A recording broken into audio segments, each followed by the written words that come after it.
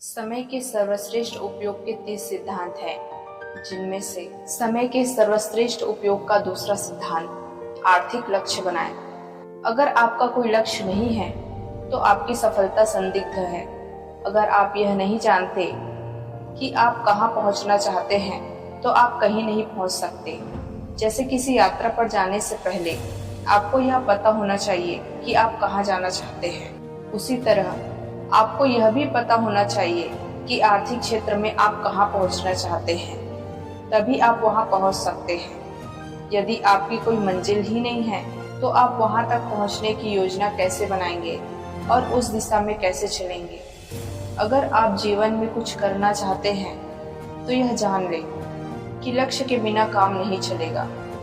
लक्ष्य दो तरह के होते हैं, सामान्य लक्ष्य और निश्चित लक्ष्य। सामान्य लक्ष्य इस प्रकार के होते हैं, मैं और ज्यादा मेहनत करूंगा, मैं अपनी कार्य कुशलता बढ़ाऊंगा, मैं अपनी योग्यता में वृद्धि करूंगा इत्यादि। दूसरी ओर स्पष्ट लक्ष्य इस प्रकार के होते हैं, मैं हर दिन 8 घंटे काम करूंगा, या मैं हर महीने 20,000 रुपए कमाऊंगा, या मैं सॉफ्टवेयर डिजाइनिंग का कोर्स करूंगा।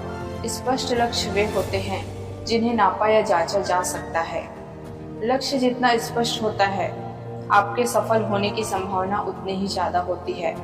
स्पष्ट आर्थिक लक्ष्य सफलता के लिए कितने महत्वपूर्ण होते हैं, इसका एक उदाहरण देखें। एक सेल्समैन की पत्नी अस्पताल में लंबे समय तक भर्ती रही। हैरानी की बात यह है कि उस साल सेल्समैन ने अपने सामान्य औसत से लगभग दुगुना सामान बेचा। जब उससे उसकी सफलता का कारण पूछा गया तो उसने कहा कि अस्पताल का बिल उसके सामने रखा था और वह सटीकता से जानता था कि बिल चुकाने के लिए उसे कितना सामान बेचना होगा। इस उदाहरण से यह स्पष्ट हो जाता है कि अगर कोई मनुष्य ठान ले तो वह अपने आर्थिक लक्ष्य हासिल कर सकता है, बशर्ते उसके सामने स्पष्ट लक्ष्य हो। इसलिए समय के सर्वश्रेष्ठ उपयोग का दूसरा सिद्धांत है, आर्थिक लक्ष्य बनाएं। आर्थिक लक्ष्य बनाना बहुत ही आसान है।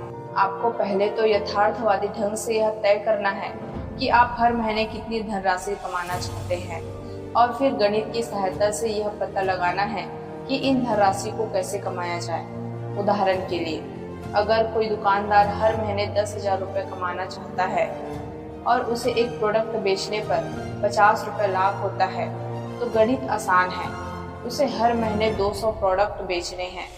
यदि वह महीने में 25 दिन काम करता है तो उसे हर दिन 8 प्रोडक्ट बेचने होंगे। औसत का यह आंकड़ा जानने के बाद अब आप काम को टाल नहीं सकते। अब वह मूड न होने या बोरियत का बहाना भी नहीं बना सकता, इसलिए क्योंकि कागज पर अंकों का गणित उसे बता रहा है कि अगर लक्ष्य प्राप्त करना है तो उसे हर दिन इतना काम करना ही पड़ेगा। स्पष्ट लक्ष्य होने पर आपको हर पल पता रहता है कि आपने कितनी प्रगति की है और यह संतोषजनक है या नहीं।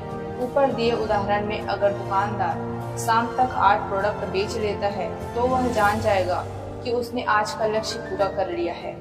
परंतु अगर वह 8 प्रोडक्ट नहीं बेच पाता तो उसे यह एहसास हो जाएगा कि मासिक लक्ष्य तक पहुंचने के लिए अगले दिन उसे 8 से भी ज्यादा प्रोडक्ट बेचने होंगे।